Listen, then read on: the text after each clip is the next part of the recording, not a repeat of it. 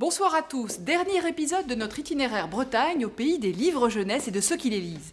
Certains pensent désormais que les écrans ont remplacé les livres. Or, la vitalité économique du secteur jeunesse prouve bien le contraire, même s'il faut, c'est vrai, stimuler cet appétit de mots. Voyez d'ailleurs cette initiative qui essaime un peu partout en France et notamment dans de nombreux établissements scolaires bretons. On prend son livre qui est dans son casier et on s'assoit. D'accord ? Top chrono, plus un bruit dans cette école d'Hercé-sur-Liffré. Ici, tous les jours, de 14h à 14h15, élèves comme enseignants de maternelle et primaire se plongent dans un livre de son choix. Une initiative promue par l'association Silence, on lit. Elle s'inspire de la pratique d'un lycée turc d'Ankara qui a ritualisé cette pause quotidienne depuis 2001. Instauré il y a quelques mois ici, le rendez-vous est devenu une institution très appréciée. Je pense que les bons lecteurs y trouvent le plaisir qu'ils ont à lire chez eux. En revanche, pour ceux qui sont moins à l'aise, moins aguerris à la lecture, c'est une découverte de la lecture quotidienne. C'est une activité individuelle, la lecture, mais qu'on partage à ce moment-là. Le soir, je lis déjà, mais je peux pas lire autant que je veux. Et là, ça me donne encore un peu plus de temps que le soir.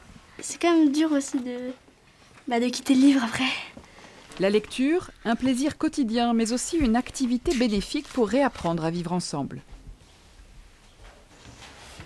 Je trouve que la classe, elle est plus calme après et qu'on arrive mieux à se concentrer. Des conditions idéales que les enfants ne trouvent pas forcément chez eux. L'environnement dans la maison, il y a des fois des télés allumées, des discussions d'adultes, des petits frères qui pleurent. Donc je pense que c'est peut-être moins propice ici. Ces 15 minutes où, à partir de 14h jusqu'à 14h15, ils sont en train de lire. Après la lecture, le partage, l'un des élèves est invité à présenter son livre, une façon de susciter les curiosités.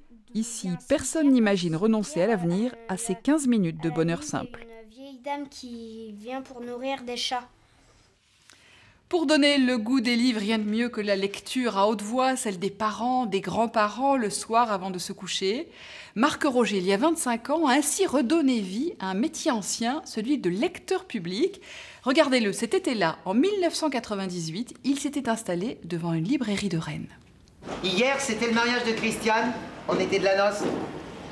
Maman m'a fait une belle culotte bleue, avec des bretelles pour pas qu'elle tombe. Et une chemise blanche avec un nœud papillon à élastique.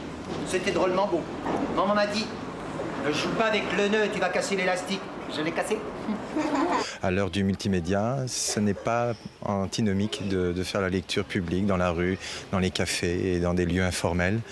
C'est vraiment ce plaisir de rencontrer les gens et de discuter bouquins. Quel était le rôle social des lecteurs publics autrefois ? Le rôle social était très simple, c'est-à-dire qu'il y avait beaucoup d'analphabètes et ils se chargeaient de lire pour la communauté. Après quoi vous courez ? Après quoi je cours, après le bonheur de rencontrer les gens et d'échanger de façon très très simple, de la circulation des idées. Comment on sème des graines de chou dans le ventre d'une maman? Et des rencontres, il compte bien en faire. Marc Roger va sillonner la Bretagne. Sac au dos, il marchera de ville en ville pour conter ses histoires. Une façon de poursuivre son parcours d'instituteur, de comédien et aujourd'hui d'auteur. Et Marc Roger poursuit toujours ses lectures de rue. Il a même reçu très récemment le Grand Prix du livre hebdo pour son travail. Avec le même désir de susciter l'envie de se plonger dans une histoire, les médiathèques et les librairies proposent des clubs de lecture, des ateliers d'écriture, comme dans cette librairie rennaise qui accueille ce jour-là l'auteur brétilien Richard Coyer. Donc vous voyez, pour décrire l'ananas, comment s'y prend-il en fait?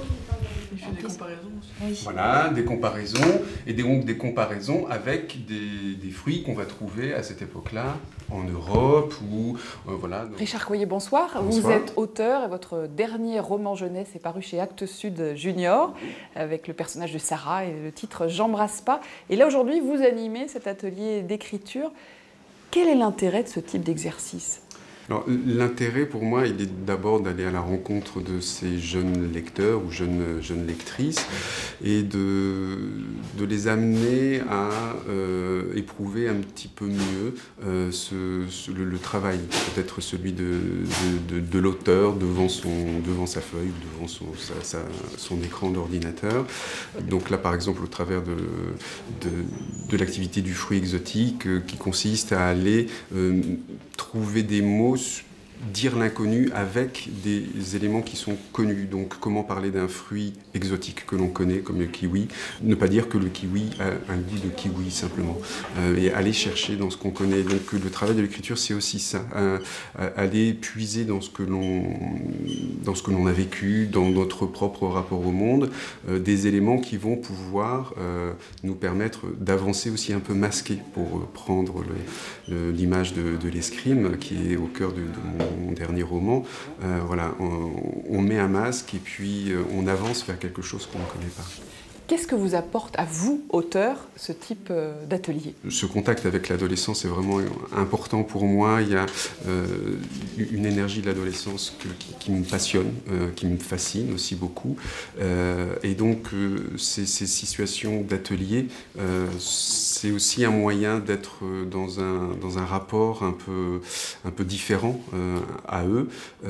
Et puis, pourquoi pas, de m'en nourrir encore d'une autre façon.